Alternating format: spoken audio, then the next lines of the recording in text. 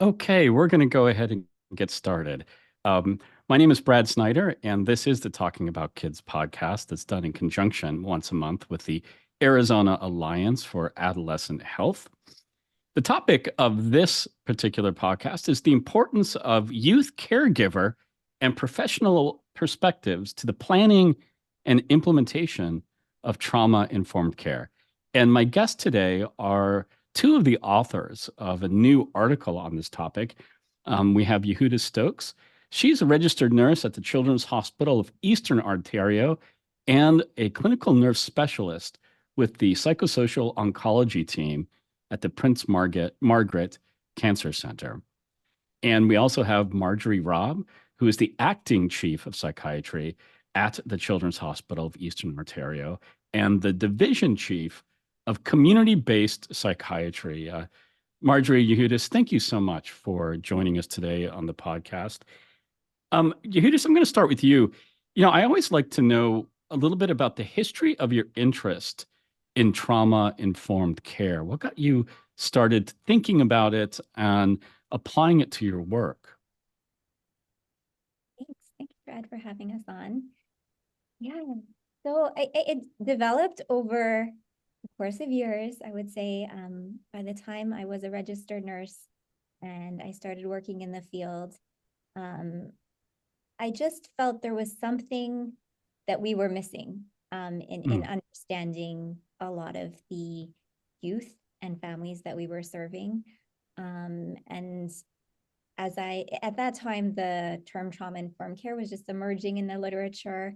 And I grasped onto that. And I knew that that was what I needed to better flesh out, better understand. I began to learn more about the work of Dr. Bruce Perry, who certainly had a heavy influence on how I understand now trauma, adversity, neurodevelopment, as well as Dr. Bessel van der Kolk. And I researched that in my master's, nurses, understanding perspectives of trauma-informed care. And I was grateful enough as I began my PhD that this term was becoming more widespread, still some ambiguity about it, but the Children's Hospital where I was working at that time had a strong interest in further moving forwards at that time. So it was a nice match between my interests and the readiness at the hospital. And I guess what we'll get into and we'll talk about more was that I started off with this, I guess I would say now, this narrow vision of how we needed to improve our delivery of care. We needed to improve providers' understanding and responses and conceptualization of our patients and families. And what I learned through my PhD was that yes, and we also need to improve the way our systems work. We need trauma-informed systems that care for all those involved in the system, including those providing care, and that those need to work in synchrony, how we provide care and how our organizations function, and that the implementation process needs to be trauma-informed as well. So you can have a wonderful trauma-informed care intervention, but the way you implement it needs to be trauma-informed or likely won't take off. I'll leave it there for now. Yeah, well, and Marjorie and Yehudis, this question could be for either of you. I know that many of my listeners are familiar with trauma-informed care, at least that title. But what do you mean, Marjorie, when you hear trauma-informed care at the most basic level? What is trauma-informed care to you?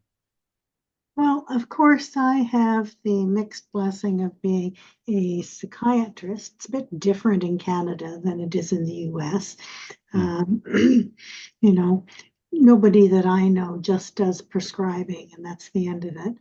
But, I've been in this field for many years. I've always had an interest in trauma treatment, trauma identification.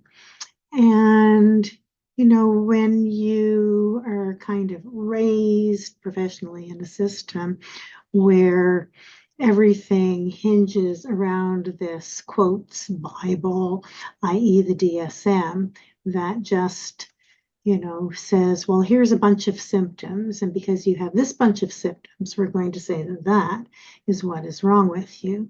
And I always knew that that made no sense.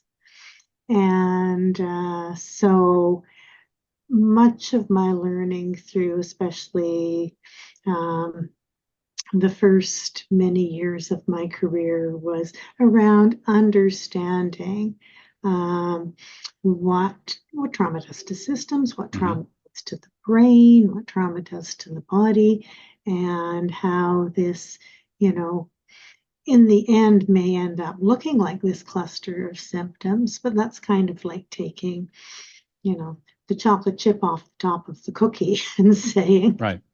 Aha, I have a chocolate chip.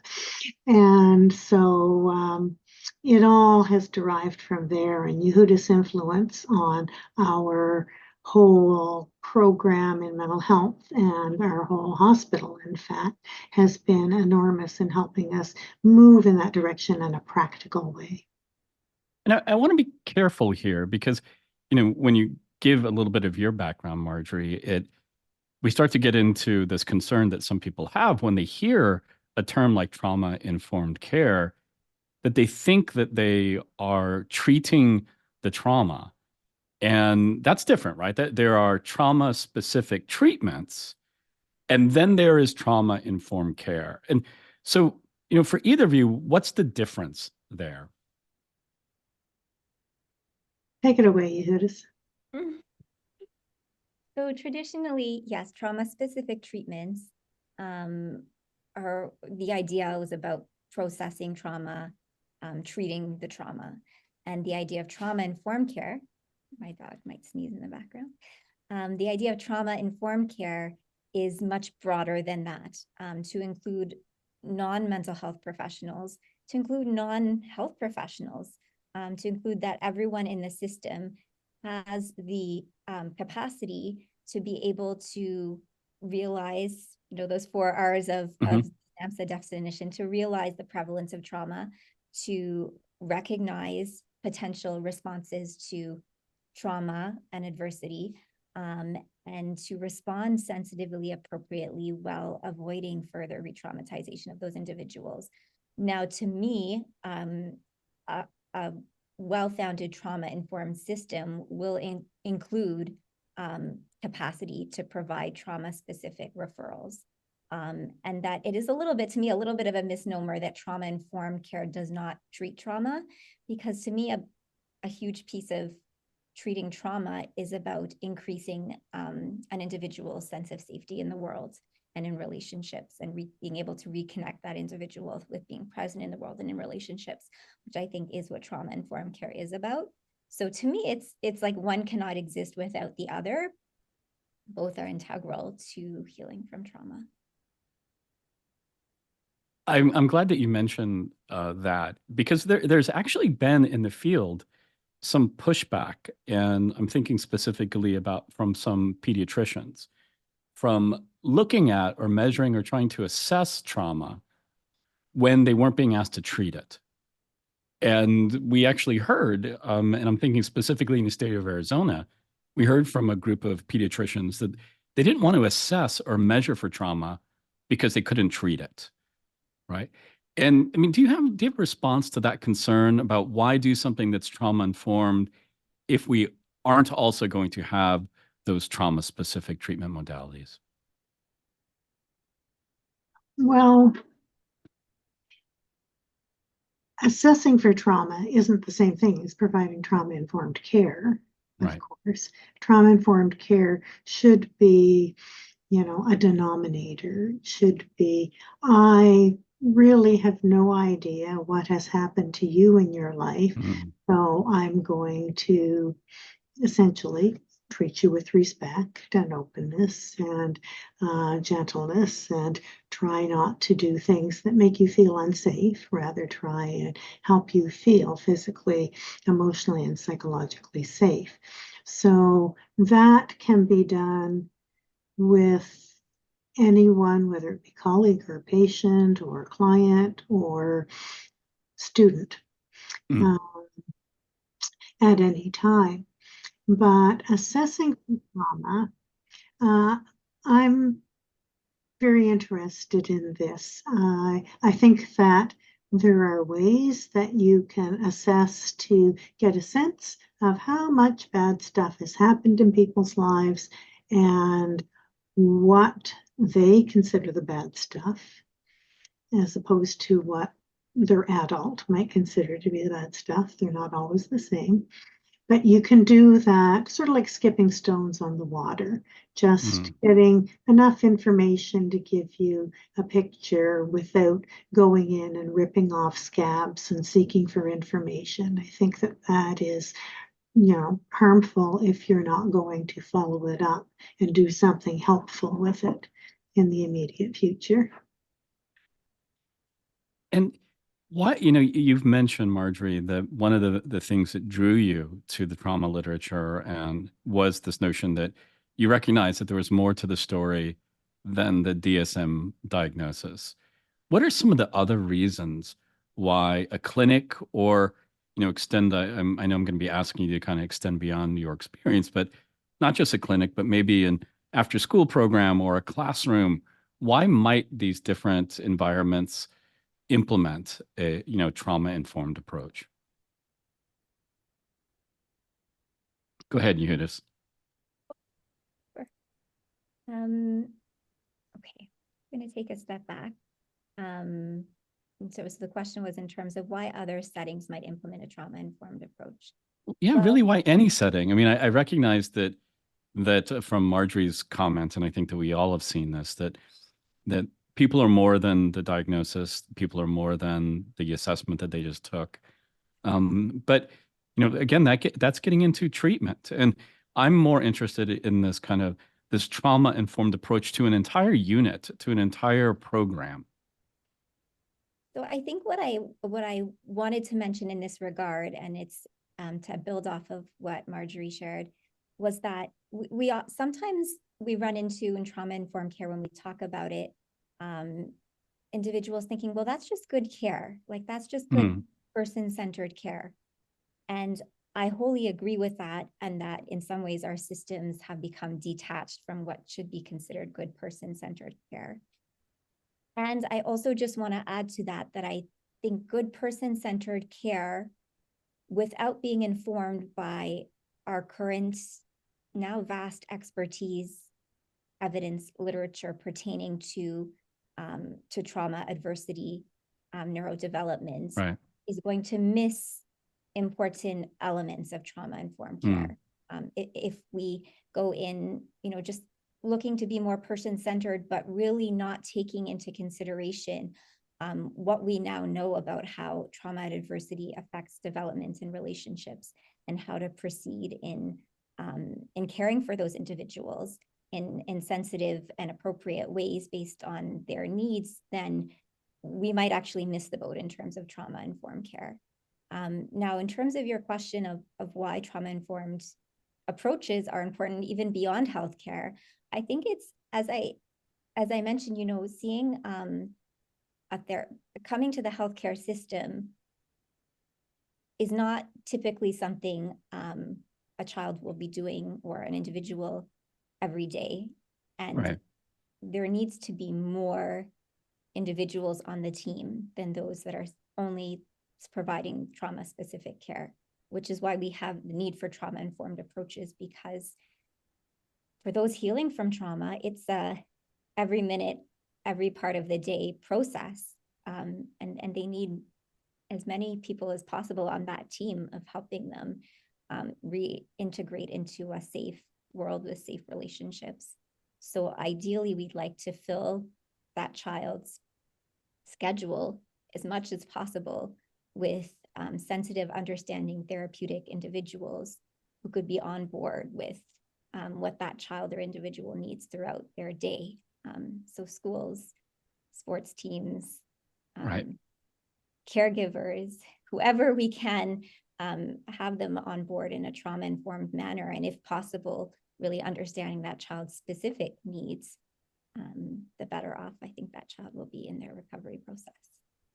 And what brought your work to my attention was an article it's it's an advanced copy. I didn't even realize that it's technically not even published yet. They just made it available early online in the Journal of Advanced Nursing, an article that both of you wrote along with other colleagues called Youth Caregiver and Healthcare Professional Perspectives on Planning the Implementation of a Trauma-Informed Care Program, a qualitative study. So what led you to engage those stakeholder groups, in particular that youth group that was going to be served by this clinic and their primary caregivers in the planning and implementation of this? Well, why would you not? You know, there. Because we rarely do, Marjorie. I mean, I guess that, I mean, I hear you there, but I'm thinking about the number of programs that exist in the community right now that had no stakeholder feedback during the implementation.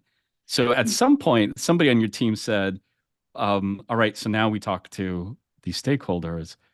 But go ahead, Marjorie. And of course, the reason why we wouldn't is it's a bother and it's easier not to, Mm. you know, in fact. But, you know, these are the experts. These are the people that are going to tell us what we're doing wrong and what they want and what would be helpful to them.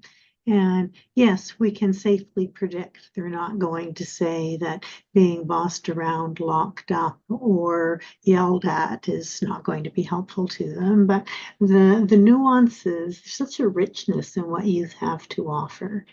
And you know, they think very deeply about these things. And you know, many of the youth, I guess maybe all of the youth we consulted with had experience within our system.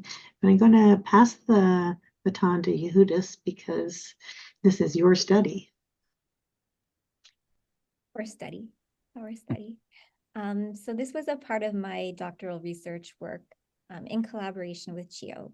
And again, I won't be able to give credit to everyone who deserves credit through this process, but certainly an acknowledgement of my thesis supervisors, Drs. Ian Graham and Christina Lewis, who have great expertise in implementation science and worked with me to want to ensure that this project was founded on what's called an integrated knowledge translation approach, that we wanted this study to be in collaboration with those that would be using the knowledge generated by this study or affected by it. So the entire project was developed in collaboration and led in collaboration with an advisory committee at the Children's Hospital, which included Dr. Robb and several other clinicians, leadership, staff of various levels, researchers.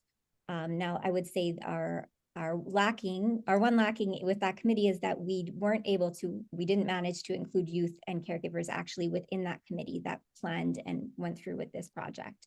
However, it was really important to us to obtain feedback and involvement from youth caregiver and from staff that would be affected by this intervention. I think what we know from implementation science, from trauma-informed care, you can have the best intervention, but if it's not implemented considering the specific context and the needs of those there who need to use the intervention or will be influenced by it, then you might have a complete misfit, right?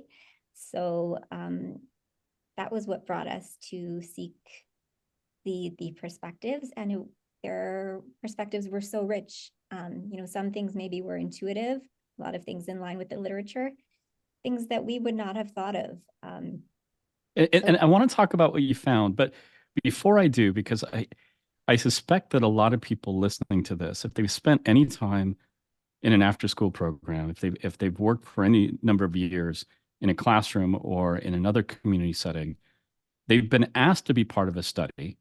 They've been asked to have their clients, their young clients, surveyed or studied or put in focus groups, and they're rarely actually involved in the study. And too often, we never have an idea about what happened with that information. So, you know, I just turned over my classroom for an hour to give these kids a 100-word survey. What the heck happened with it? I have no idea. And when I look at the results, I often don't even know what to do with the results because they're written in a way that's completely obtuse.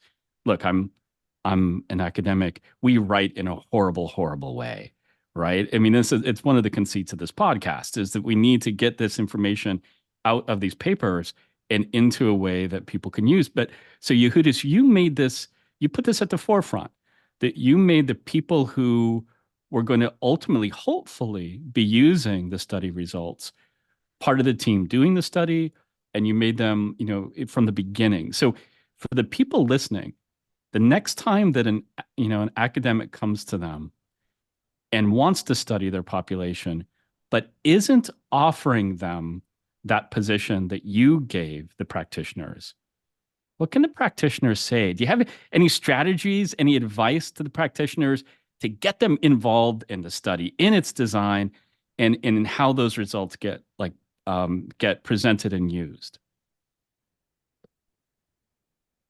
Oh, that was a curveball question. I totally understand.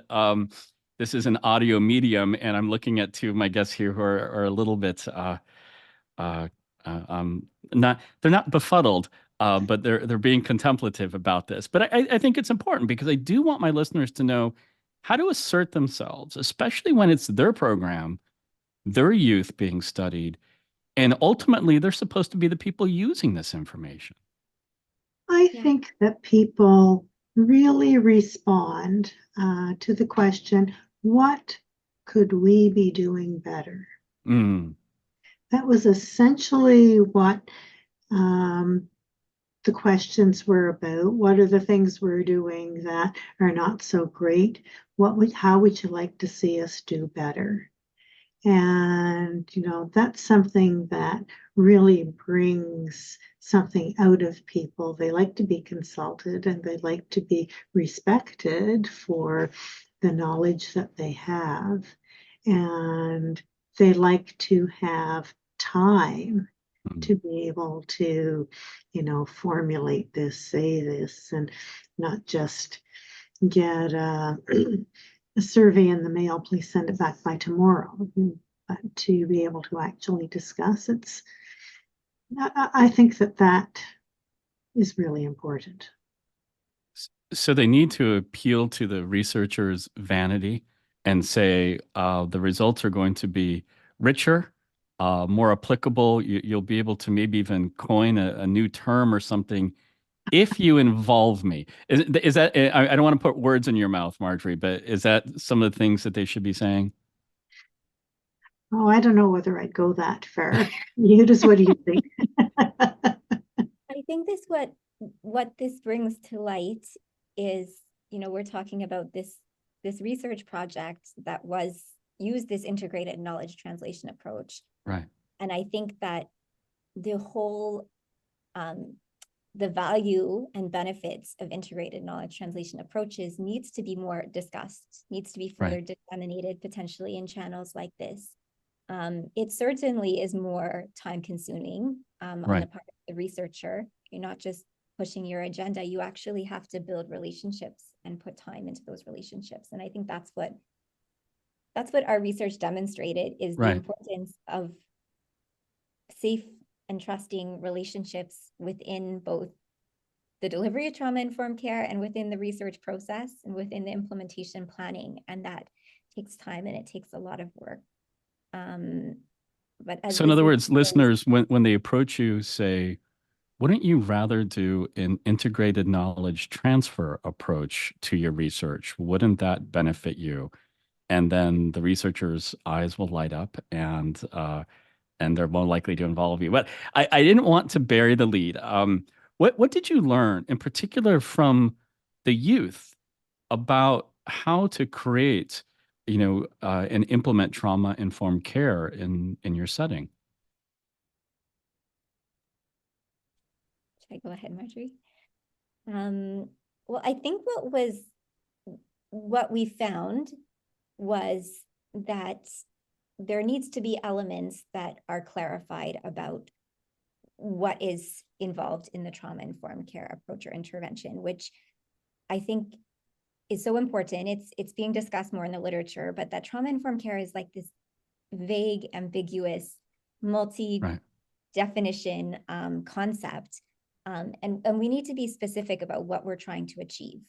What was overarching from all of our participants, particularly our youth, was the need for a safe relational approach, that the relational piece is of primacy. Our healthcare environments have become so rushed and so task-oriented, and yet they were seeking a relationship where they could build trust, where they could, when we talked about assessing for trauma or adversity, they spoke about how, you're seeing in this moment that a youth is escalating on the unit, and you're saying there's nothing that we could have done to really prevent it. It came out of nowhere. And that the youth said, it didn't come out of nowhere. I mean, you know why we were here, but throughout that day, all these things that happened, and everybody was busy, and nobody was there for us throughout the day to be able to witness and hear about what was going on for us. And it became too much, and the youth explodes. And then you're left thinking it came out of nowhere, but it didn't come out of nowhere. And I think that's, to me, what trauma and adversity is about. We see these responses in front of us wherever we are, wherever we're working. And we may think, this is completely incongruent. It doesn't make any sense. It's coming out of nowhere, this response. It's irrational. And yet it's not. If you are able to take the time to build a relationship and to get to know more about the person and their story, actually their reactions tend to make a whole lot of sense.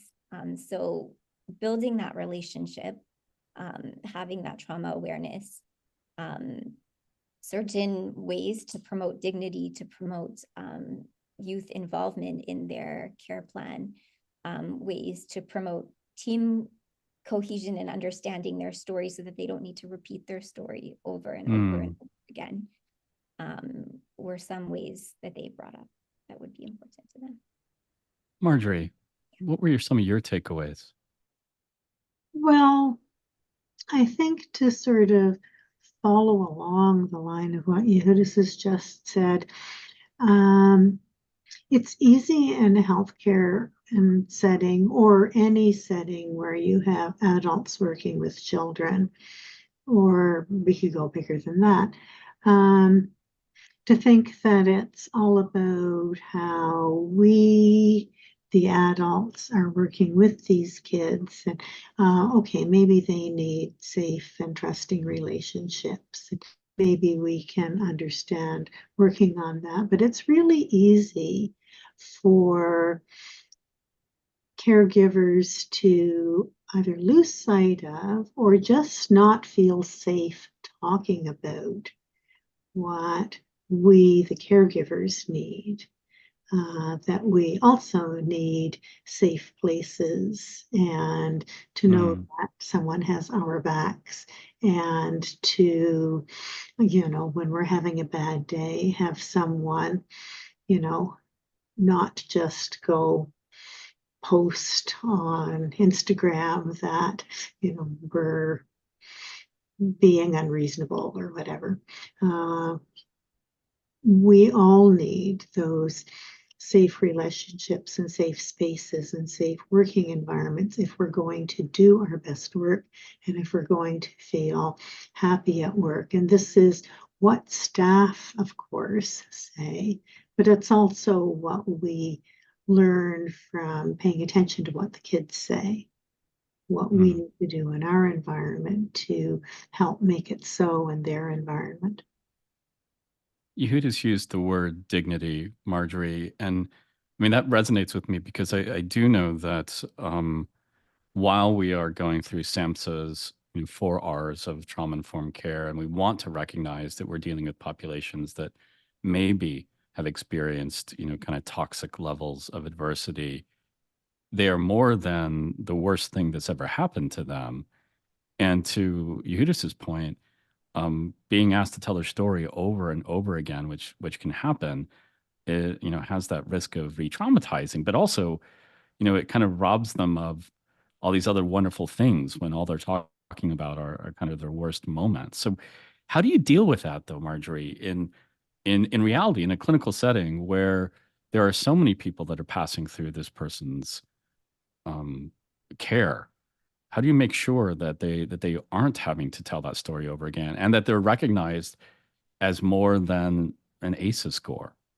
Right. Nobody wants to be seen as a number or as a diagnosis or as, a person whose focal identity is a problem. And so, I think that we try and go in from a strengths-based approach and, build an understanding of, in the here and now, what are their strengths, and in their relationship with you, even if you're just getting to know each other, what are the things that you can find out about them that are things that they're good at, things that they enjoy, people who are important to them, things that they like to do, and all those things that are what we think of if we think of who we are as people. Right. And then to, with a little bit of time, get a better understanding of some of that historically, looking backwards. What are the things that you used to like to do before you became really depressed, and what did you like about them? And, tell me about your trip to nationals and that kind of thing. So I think that connecting with people around who they are and their strengths gives us so much more potential to develop the kind of safety that's needed to help work on the adaptations they have developed to difficult circumstances.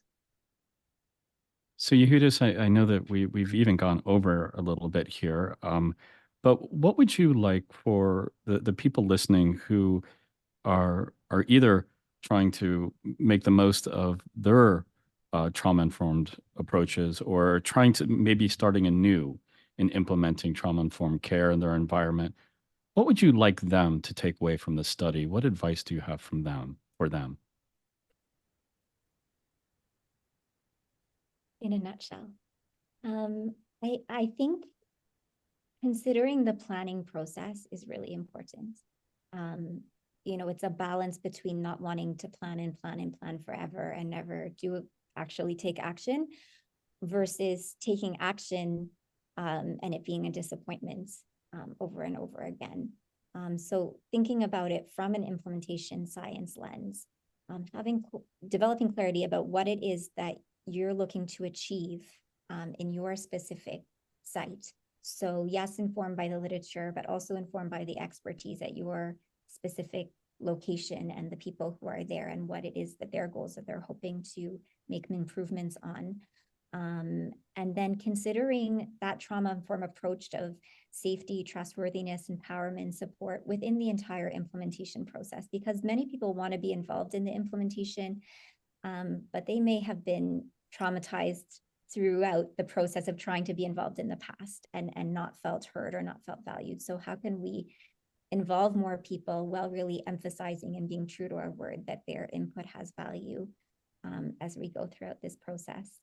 And maybe I can just end with one thought that Marjorie made me think of, that we had a staff that shared a provider in our study, that those with trauma, youth on our unit, are experts at feeling distress. We don't need to expose them to more distress or really get into depth about their distress. What they need is titrated, gradual, repetitive experiences of what does it feel like to feel safe, to feel good.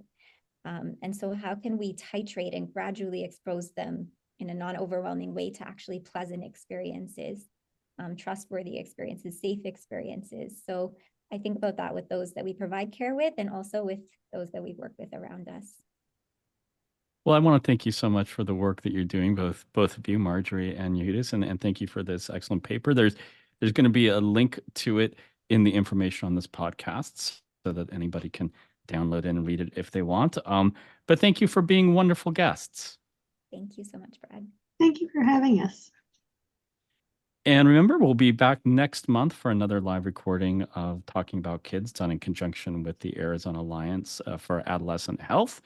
And you can sign up or register on the website, of the Arizona Alliance for Adolescent Health. So thank you all very much, and I'll see you in a month. But you can listen to the podcast, whenever you want. You don't just have to do it here. You can, download it to all your devices, especially if you have like 1 million devices. That would be wonderful. Thank you very much. Thanks.